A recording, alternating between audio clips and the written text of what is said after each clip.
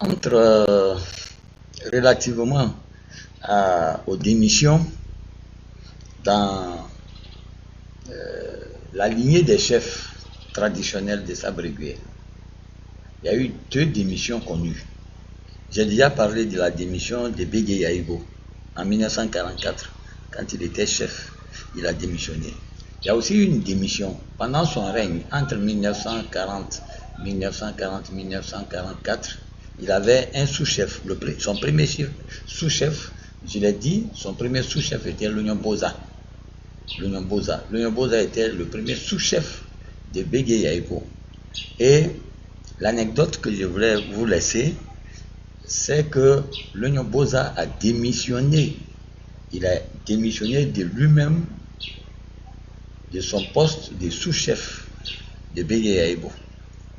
Donc, le règne de Bégué Yaïbo, il y a eu deux démissions. D'abord, la démission de son sous-chef, et puis lui-même sa démission en 1944. La démission de son sous-chef, je ne connais pas la date exacte, mais l'on dit que c'est entre 1940 et 1944. Mais sa démission aussi, il y a une anecdote qu'il faut retenir. Il a démissionné, pourquoi? L'Union Boza a démissionné de son poste de sous-chef. Pourquoi? Il a été remplacé, je le rappelle, par Zadion après. Il a démissionné par honneur aussi. Il pensait que son honneur était touché. Quelqu'un a touché à son honneur. Mais qui avait touché à son honneur? À l'époque, on ne le savait pas. On ne l'a pas su tout de suite. Mais c'est après sa démission que on a trouvé celui qui avait sali son honorabilité. Qu'est-ce qui s'est passé? Lorsque le chef canton se déplace, et se déplace avec des notabilités, le bureau du chef canton par exemple, à l'époque aussi où l'Union Boza a démissionné, c'était le chef canton Kiplegoro, c'était Kiplegoro de Drekia qui était chef canton Lobo. Et il y a eu une tournée de ce chef canton, soit pour venir récupérer les impôts, soit envoyé par l'administrateur colonial. Mais l'anecdote dit que il y avait une tournée, une grande tournée de Kiplegoro, le chef canton de l'époque, entre 1940 et 1944. Et cette tournée a fait escale, avec comme une des escales Sabrégüé. Et toutes ces notabilités des autres villages, les chefs de village qui accompagnaient le chef canton, tout le monde s'est retrouvé à Sabrégüé. Et naturellement, le village fournit une hospitalité, de la boisson en quelque sorte, de la boisson, de la nourriture, des dons, et tout. Et à Sabrégüé, lorsqu'on donne de la boisson aux étrangers qui arrivent, lorsqu'on donne de la boisson aux autorités qui arrivent, alors c'est le sous-chef qui est chargé de contrôler comment tout se passe et qui doit veiller à ce que tout se passe bien.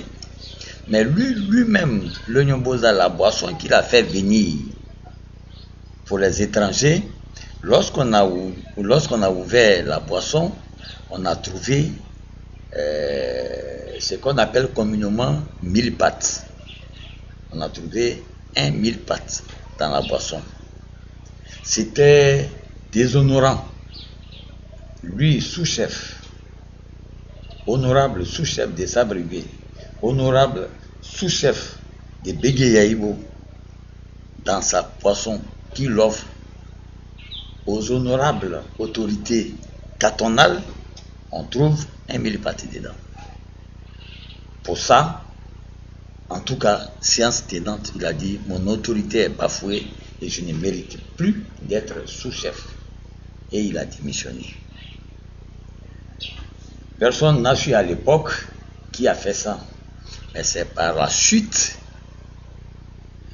quelques années après,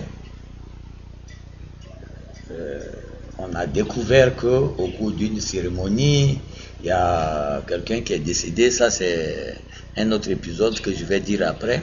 Quelqu'un est décédé et au cours de ce décès, il y a eu des cérémonies de chasse aux sorciers et lui-même, le Nyomboza, son frère, ou on peut appeler, nous on dit son frère, mais c'était son cousin Siabodo, qui avait manigassé